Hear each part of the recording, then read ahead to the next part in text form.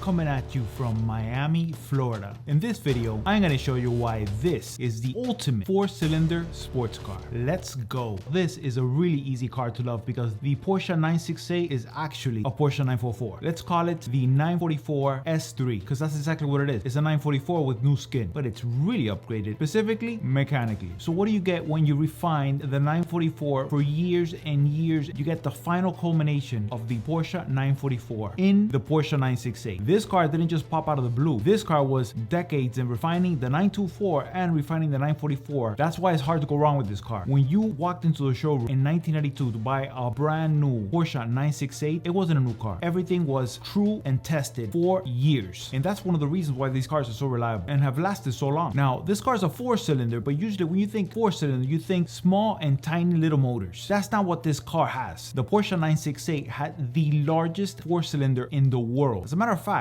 when the Porsche 968 came out in 1992, it made 240 horsepower. Now that doesn't sound like a lot by today's standards, but let's remember the time. At the time, the 1991 Chevrolet Corvette with its 5.7 V8 made 245 horsepower, and the Fox body Mustang with the 5.0, that one only made 225. So this lighter 968 had an incredible edge. It made as much horsepower without turbos as the V8s did at the time. Let's just say that that motor is unbelievable. So the car was super light with a lot of horsepower coming out of that big 4-cylinder. So when this car came out, it had a lot of competition already, and it was really expensive. So this car was never a deal, much like the 944s weren't deals either. This car was for those that knew, and it's still for those people that know. Porsche said that they changed 80% of the car, but it's the exact same car, just looks different. Same glass, same doors, same everything, except the sheet metal changed, smoothed out. And what most people say is that the front looks like a Porsche 928, saying that these are Porsche 928 headlights. These are not Porsche 928 headlights. Porsche actually used these headlights on a very special model. This one. Those are some cool headlights, but those are not the 928 headlights. Those are 968 specific headlights. When they tilt back, they don't rest all the way back. The Porsche 928s rest all the way back, almost flat, facing up. The 968 is closer to the Porsche 959 as far as styling. Pretty good company if you ask me. The styling is one thing, but the interior is exactly the same from the 944 to the 968, except for maybe the steering wheel. So this interior goes all the way to about 1986. So there's two ways of looking at this. Either this is tried and tested interior, that's the way I feel about it, or is outdated. Seeing how the car has aged, I'm happy they didn't touch it. So while you're behind the wheel of a Porsche 968, it's actually kind of hard to tell the difference between the 968 and the 944 because your view out is exactly the same glass, the same interior, the same everything, except the slope of the hood. You can tell it's a little bit different. It is a little bit more refined, but I don't think that most people can actually tell. It's just as fun as the 944, so you know exactly what you're getting with the Porsche 968. It's a really refined 944. You see this magazine? When this magazine came out, I was about 13 years old. But looking at this article now, it's very interesting comparing the Porsche 968 to every single other car that was on the market at the time. Mainly is competition. Car and driver really not totally understanding who the buyer for this type of car was. They just compared this car based solely on pricing with these cars: the Mazda RX-7, the Mitsubishi 3000 GT, the Chevrolet Corvette, and the Toyota Supra. This is very interesting because a Porsche 968 buyer would never cross shop with these cars at all. Zero. It just doesn't happen. But if you look at the facts and figures, then maybe you can make a case for comparing these cars. But no, these cars are completely different in everything. And it's very interesting to see how these cars have aged versus the Porsche 968. The only ones that have actually appreciated is the Mazda RX-7 and the Toyota Supra. These cars are typically heavily modified and they appeal to a completely different demographic than the Porsche 968. The Porsche 968 buyer has owned several 911s, several 944s. This is just something to add to the collection. Nobody's cross-shopping a Porsche 968 with a Toyota Supra or an RX-7. Only about 13,000 Porsche 968s were sold worldwide. This is why you don't see these on the street. Even when these cars came out new, you wouldn't see them in the street. Here in Miami, you would have a better chance of seeing a Porsche 928 on the street than a 968. That's how rare these cars were. And that rarity is the extra sauce that makes them extra cool now. When you're driving around a Porsche 968, you're not gonna see another one across the street just like yours. And that means that you're driving something ultra exclusive. But one thing is exclusivity. Another thing is the actual car. What makes the Porsche 968 so cool? Well, you can debate the looks all day, 968 versus 944, which is exactly the same car. What you cannot debate is the mechanical upgrades that this car has. Specifically, Varioram, 6-speed, and huge 944 turbo brakes. That's a recipe for a lot of fun. Now, those not totally familiar with Varioram it's like Honda's VTEC, and it kicks in at about 4,500 RPM, and it is fantastic. It adjusts the timing, and it gives the engine an extra kick in the butt. It's very similar to the Varioram that came in the 993 in 1996, so it makes the engine ultra flexible. Engines that are usually ultra flexible are not that that fun because they don't rev out as much. That's where the Revio Ram comes in. You get an extra surge at about 4,500 RPM that it's totally unexpected, and it's super fun on a car that weighs only about 3,000 pounds. The other biggie is that it's got a 6-speed. Now usually when you see a 6-speed on a sports car, 6 is an overdrive to save gas. That's not what's going on here. All 6 gears are acceleration gears, unlike, for example, almost every single other 6-speed manual on the market. You're gonna be rolling at 2,700 RPM at 60 miles per hour. It's not an overdrive. All 6 gear ratios are super tight to extract the maximum out of this car. It makes having a 6-speed worth it. And the brakes, huge 944 turbo brakes, all wrapped up in a package that is just 3,086 pounds. It's very difficult to find any car, let alone a 4-seater, that has this combination from any manufacturer, because you'll have other cars that have good combos but they weigh an extra 4, 5, 600 pounds. Not this car. It is light, nimble, and fun. Now there's a lot of different versions of the Porsche 968, even though less than 13,000 of these cars were made. You had the Club Sport with a lot of fat removed, that car losing over 200 pounds. It wasn't a marketing term. As a matter of fact, the Club Sport was actually less expensive than the normal 968 when it came out. In today's Porsche pricing, they would actually charge you more for less, but back then they charged less for less. It's interesting because the Club Sports now cost a lot more than the regular model. So like every Porsche, the moment you start removing fat, the price goes up because you have more Porsche and less comfort. You're not looking for comfort in this car, you're looking for